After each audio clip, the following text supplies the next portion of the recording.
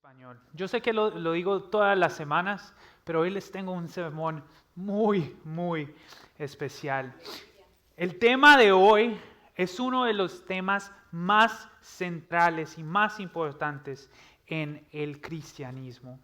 Hay pocos temas que han tenido el impacto que tiene el tema del día de hoy. Han habido guerras y divisiones como resultado del tema de hoy. El tema que vamos a tratar hoy es la Trinidad. La Trinidad es un concepto que está lleno de misterios y maravillas. Y me encantaría decirles a ustedes el día de hoy, de que después del día de hoy ustedes van a salir de aquí con un conocimiento completo de la Trinidad. Pero la verdad es que eso es imposible. Aunque yo hubiera tenido 1000 años para prepararme para este sermón, la verdad es que es imposible. La verdad es que mientras nosotros estemos en este mundo, nunca vamos a entender la grandeza y la majestad de la Trinidad. Pero lo que buscamos hacer el día de hoy es construir una base para conocer a la Trinidad, llenar cierta base para que si alguien llega a ti con una pregunta sobre la Trinidad, tú la puedas contestar.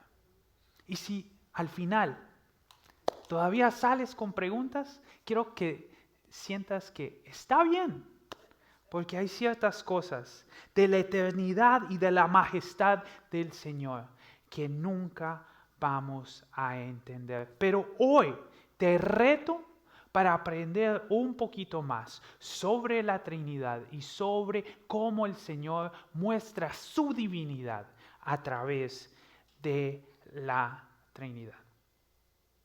Pero antes vamos a ir a la oración. Señor, te pido, Señor, de que tu Espíritu Santo caiga sobre este lugar. Señor, te pido de que no sean mis palabras, sino que sean tus palabras. Señor, que este tema que es tan difícil, pero tan importante, pero tan hermoso, se pueda comunicar de una forma que te glorifique a ti, Señor. Y a través de esta predicación, Señor, te pido a ti de que nos reveles algo hermoso, Señor. Te pido de que uses este trabajo imperfecto y lo uses para el bien de nuestra congregación, Señor. Que este no sea solamente un sermón, sino que sea un momento donde tu gloria es revelada hacia tu pueblo, Señor. Gracias por cada una de las familias que están aquí, Señor. Y pido de que tú seas el que reveles tu divina voluntad. Es en tu nombre santo que tu pueblo dice amén y amén.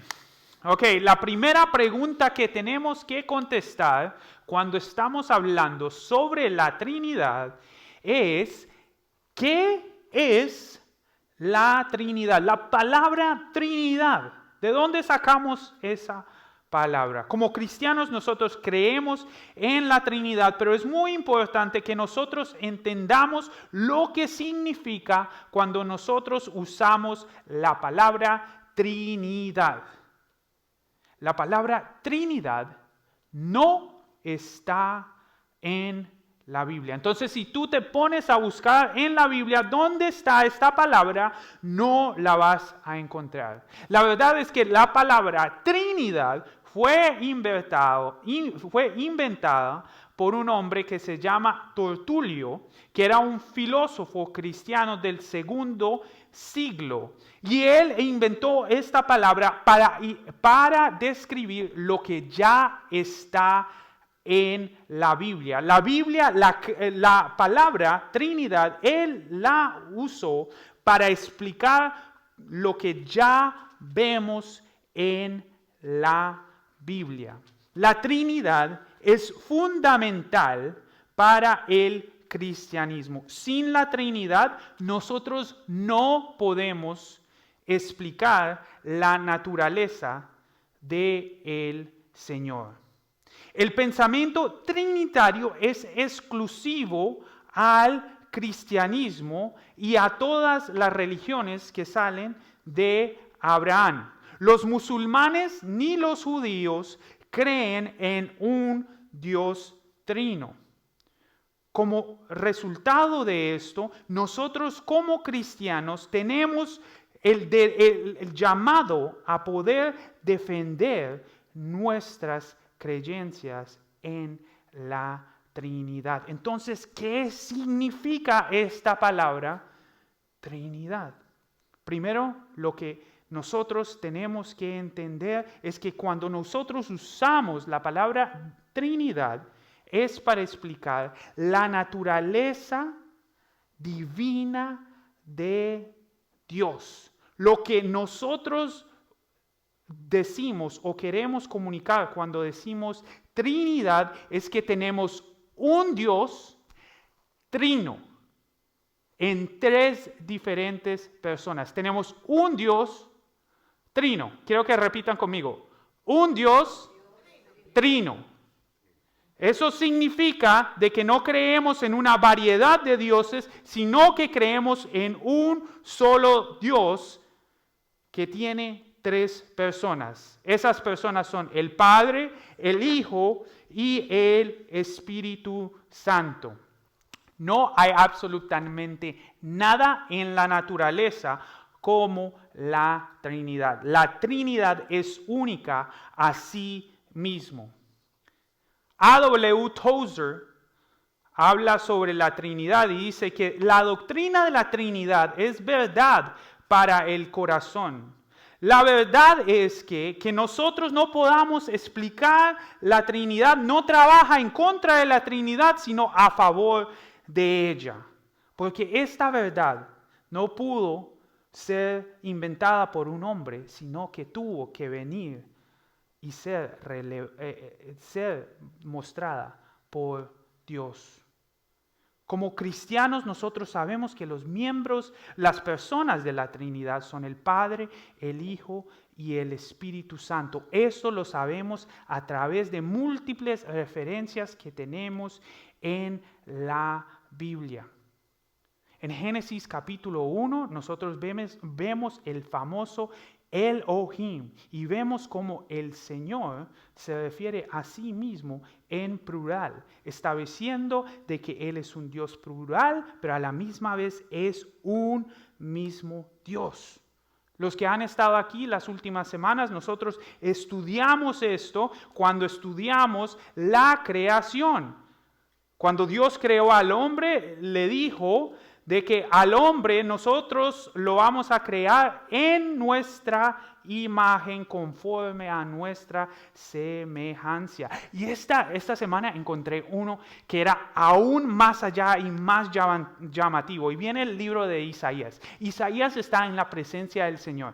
Isaías está súper preocupado porque él no puede estar enfrente de la presencia del Señor. Entonces él le dice, Señor, haz algo para purificarme. Entonces el Señor toma y le pone carbón en la boca. Y le dice a él, he puesto esto en tu boca y sobre tus labios este carbón va a quitar la iniquidad. Y después el Señor le dice a Isaías, ¿a quién enviaremos? ¿Y quién irá por nosotros?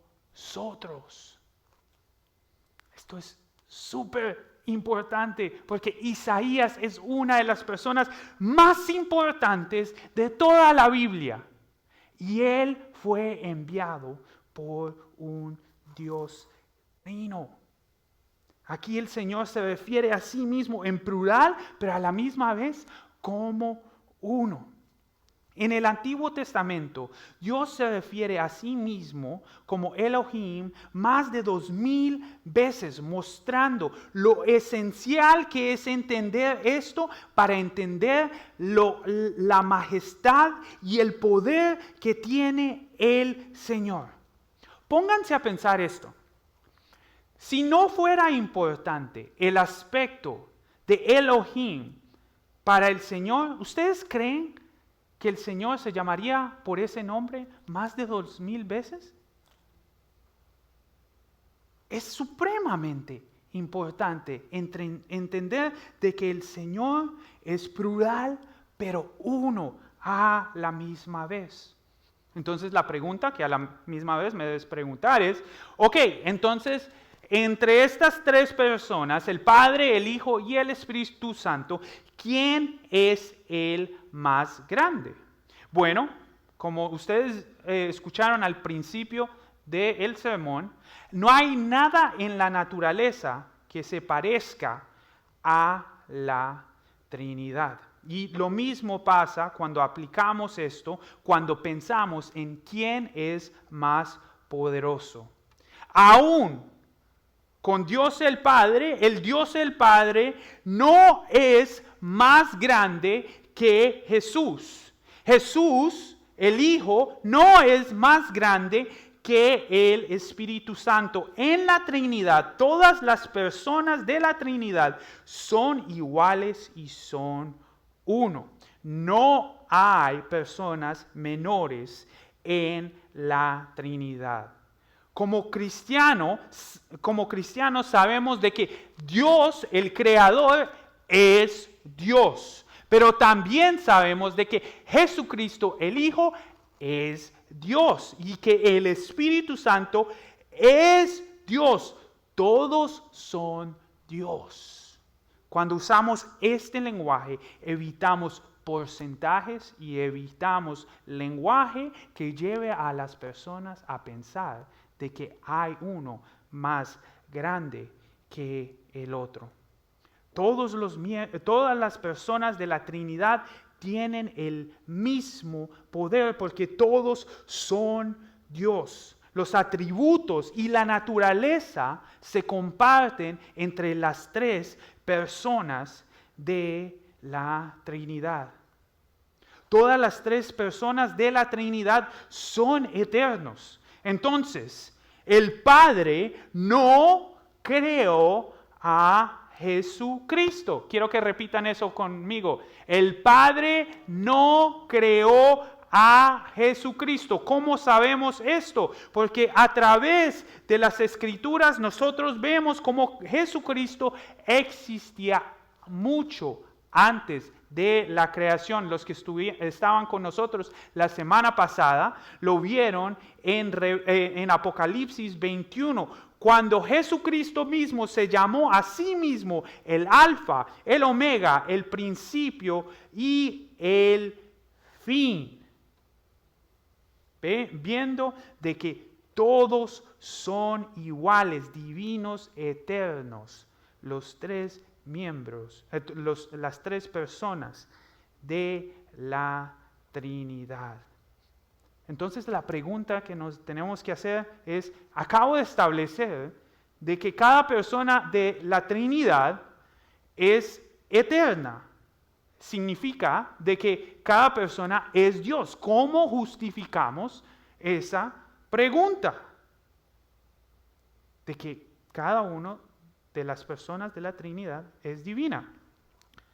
Bueno, cuando se habla de este tema, la única persona que la gente pelea que es divino, típicamente es ¿quién? Jesús. Claro, afuera de la Trinidad, siempre las personas tienen un problema con que Jesús sea divino. A través de las diferentes religiones como los musulmanes y los testigos de Jehová, vemos una y otra vez la pelea por la divinidad de Jesús. Y les quiero dar un dato curioso. En las Escrituras, Jesús nunca se menciona él mismo como Dios. Ese es el argumento de los musulmanes y los testigos de Jehová. Pero eso es por una razón. La razón por cual Jesús no se llama a sí mismo Dios es porque Él no se quiere llamar Dios el Padre, porque Él tiene otro título, que es el Hijo del Hombre el Mesías. Jesús establece su divinidad a través del título de el Hijo del Hombre. Esto lo vamos a encontrar en Daniel capítulo 7, cuando Daniel está teniendo una visión y él tiene una visión nocturna y ve una nube del cielo que desciende y uno como un hijo del hombre es llamado por el anciano, es presentado en frente del anciano de días, que el anciano de días es Dios el Padre. Y sobre él fue dado toda gloria, reino, y todos los pueblos, todas las naciones y todas las lenguas los servirán a él. Y a él es dado todo el dominio. Y el dominio de él es, miren esa palabra, eterno y nunca pasará. Ustedes han estado en la iglesia, en esta iglesia suficiente. ¿Ustedes creen que el Dios que nosotros predicamos, el Dios celoso que nosotros predicamos, le va a dar la gloria y el reino a cualquier otra persona que no sea eterna y que no sea Dios? De ninguna manera. ¿Qué otra persona en la Biblia nosotros vemos que se pueda decir que es eterno? Absolutamente nada. Aquí Jesucristo está estableciendo su título divino, se está estableciendo a Él como un ser divino, pero con el título de el Hijo del Hombre, marcando la diferencia entre Él y el Padre, que conocemos en el Antiguo Testamento como el anciano de los días. Jesucristo en Juan capítulo 8 también se establece a Él mismo como parte de la Trinidad, cuando Él usa el famoso título de el Yo Soy. Entonces Jesucristo está hablando con los fariseos y los fariseos le están preguntando a Él, ¿quién es Él? Y Jesucristo les dice, yo soy. Entonces para nosotros no entendemos qué significa que yo soy. Bueno, Él está haciendo una referencia a Éxodo capítulo 3, cuando Dios mismo le está hablando a Abraham. Y Abraham le está diciendo a él, ¿y cómo quieres que tu pueblo te llame a ti? Y Dios le dice, diles que me llamen el yo soy. Aquí Jesucristo está estableciéndose Él mismo como eterno, como divino. Él está haciendo lo que ninguna otra persona en la Biblia es capaz o se atreve a hacer. Ningún profeta, ningún profesor, ningún líder se atreve a llevar este título, porque Él mismo se está llamando Dios. Él está diciendo de que Él es digno del título divino de Dios. Se está identificando como una persona que merece nuestra alabanza y todo lo que debe recibir el Señor. Por eso, en esta historia, cuando Jesús dice que yo soy, que Él es el yo soy, los fariseos se levantan las piedras y están listos para matar a Jesús, porque ellos entienden lo que Jesús está haciendo aquí. Él se está llamando divino. Otra pregunta que nos debemos hacer es, ¿cuáles son los roles de cada uno de las personas de la Trinidad? Cuando nosotros estamos estudiando esto, nosotros tenemos que estudiar esto con humildad, porque Dios lo puede hacer absolutamente todo. Entonces, no quiero que ustedes piensen de que yo estoy diciendo de que solo una persona de la Trinidad puede hacer ciertas cosas. Lo único que estamos diciendo aquí es de que el rol que estamos viendo aquí es el rol más asociado con cada persona de la Trinidad. La primera persona es Dios Padre, el anciano de días. Dios Padre es más asociado con el Antiguo Testamento.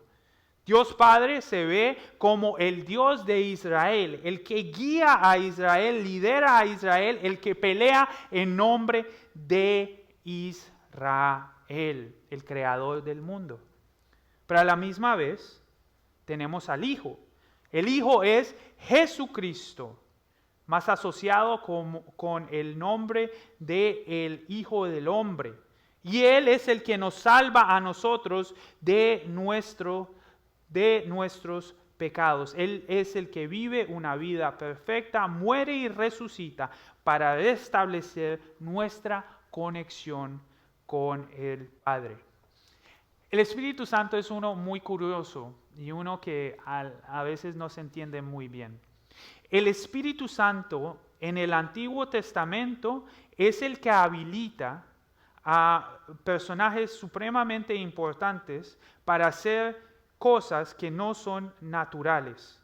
Por ejemplo, Sansón, ustedes conocen a Sansón, el fuerte Sansón, su fuerza era un regalo del Espíritu Santo. ¿Ustedes conocen a Salomón? Salomón, ¿por qué es famoso? Por su sabiduría.